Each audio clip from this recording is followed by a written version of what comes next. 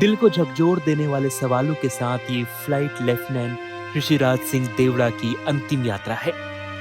9 जुलाई को भारतीय वायुसेना का जगुआर फाइटर जेट राजस्थान के चुरू में क्रैश हो गया था और यह अनहोनी एयरफोर्स के 2 पायलटों को निकल गई। 23 साल के फ्लाइट लेफ्टिनेंट ऋषिराज और 44 साल के लोकेंद्र सिंह की इस हादसे में शहादत हो गई थी। फ्लाइट लेफ्टिनेंट ऋषिराज महज 23 साल के थे। वो राजस्थान के खिवांदी गांव के रहने वाले थे और उनके गांव में ही पूरे सैन्य सम्मान के साथ उनकी अंतिम यात्रा निकल रही है। पूरा गांव इस बहादुर जवान को नम आंखों से अंतिम विदाई दे रहा है और उनका परिवार अपने टूटे सपनों और बेटे के आखिरी झलक के लिए बिलख रहा है। उन्हें यकीन नहीं हो रहा कि उनका बेटा इस दुनिया को अलविदा कर हमेशा के लिए जा चुका है और देश की खातिर उसने अपनी शहादत दे दी है। उनकी मां अपने बेटे का परिवार बसता देखना चाहती थी। ऋषिराज के लिए उनके घर वाले लड़की ढूंढ रहे थे।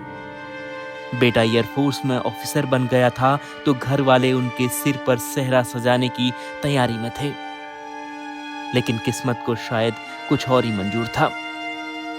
जिस घर में ऑफिसर बेटे के सिर पर सेहरा बांधने की तैयारी हो रही थी, उसी घर में आज उनकी तस्वीर पर माला चढ़ी हुई है।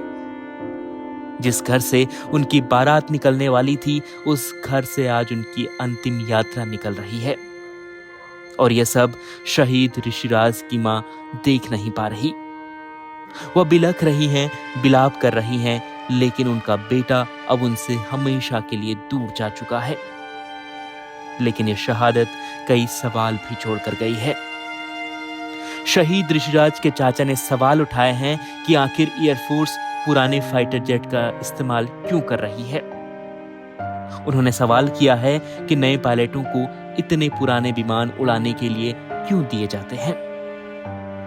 हालांकि सवाल लाजमी है, लेकिन यह सवाल उनके बेटे, भतीजे और इस जाबाज बहादुर जवान को कभी वापस नहीं ला पाएंगे।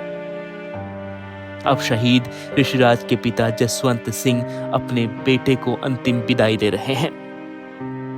वायुसेना के अधिकारी उन्हें तिरंगा सौंप रहे हैं और एक बहादुर जाबाज को अंतिम विदाई मिल रही है, लेकिन उन्हें और पूरे देश को यह बहादुर जाबाज हमेशा याद रहेगा।